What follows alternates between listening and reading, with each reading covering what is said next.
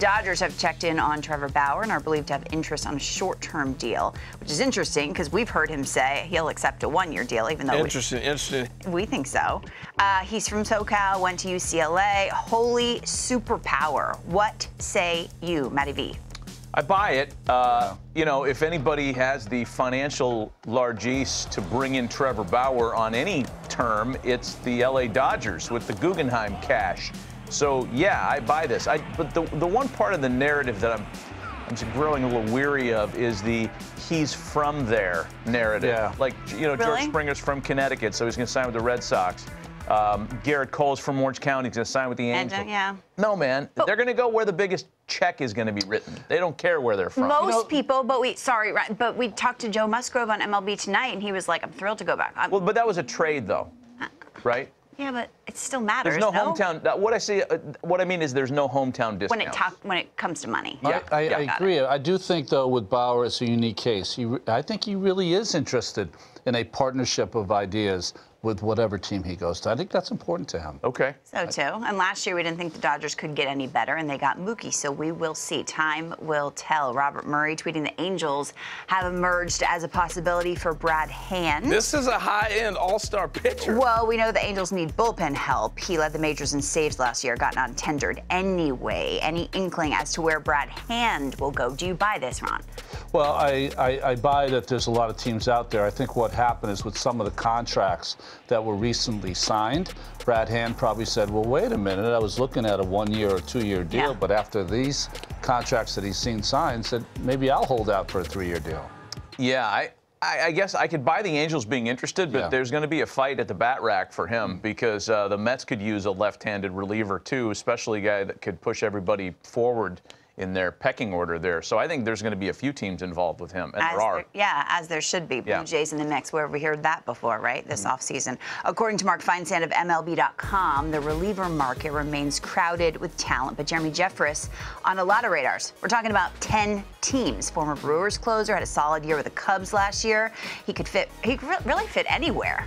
Matt, where's the landing spot? It's tough, right? Oh, gosh. Yeah, because I could see the connection with all of those teams. I'll just pick one of them.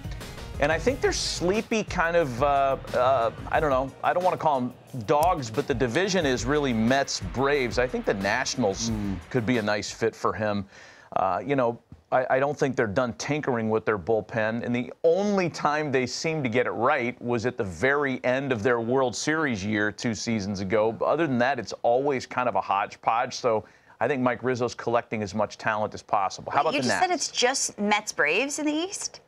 Yeah, that's what I said. Excuse me? That's what I said. Based on this offseason, what have the Phillies done? If they lose Real Muto, they're not in the same league anymore. What about the Nationals? And they're not going to lose Real Muto. You said the Nationals are kind of sneaky, sleepy. Sneaky? They just called John Lester.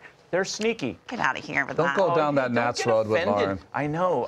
You're a Nats fan. And they're going to get Real Muto. Who is? Phillies. I believe that to be the truth, too. But until it happens, it's the Mets and Braves in the NL East. Sorry. Okay. Send your emails to Lauren Shahadi. That's an email address. at imangry.com. Yeah. Ron, what do you think? Well, I think, you know, not to pick a team, but the volatility of relievers, and Jeffress has had some really great years recently, not a great year 2 years ago. But I think he's in the right space. He's not going to make a ton of money. He might not take a 2 or 3 year contract. Yeah, I know why there's so much interest. Yeah. So many teams with needs. One more rumor. There's only one more. John Heyman, I thought this was interesting. Phillies chances. There's only one more. Oh, there is only you're one a little late more. on the draw to re-sign JT. Just got another boost. Interesting. With Springer to the Jays, Toronto didn't view catching as a big weakness. Phil's believed to be offering $110 for JT, highest contract ever for catcher, AAV, $23 million. So if it's $110 for 5 years, kind of in the range, little short. What do you think, Ron? Does he end up in anywhere other than Philadelphia? Probably not. But you know what I find interesting, Lauren, is that he needed to have 6 teams in play for him to boost that price up. And now he's stuck with a lot of those teams are off the board, I think, off the board, and is left really with Philadelphia. No other. I mean, is there any other place you think he? No, nothing else makes sense. You could say, like, if the Cubs end up trading Wilson Contreras, they could, but they're not. They don't seem to be in spend mode right now. There's only so many teams that can afford that contract. We know that he's the offseason priority for the Phillies, but I don't know, man. You never know when the phantom other suitor is going to be invented.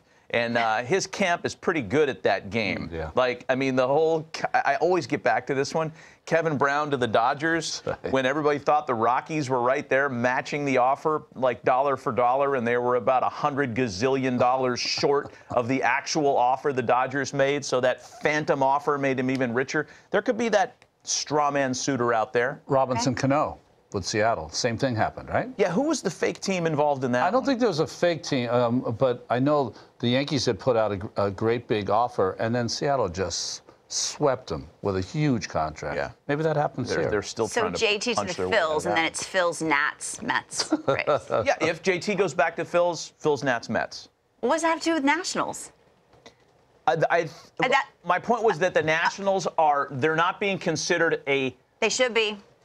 I agree with you. I'm saying they're more of a sleeper pick in that division based on the way that.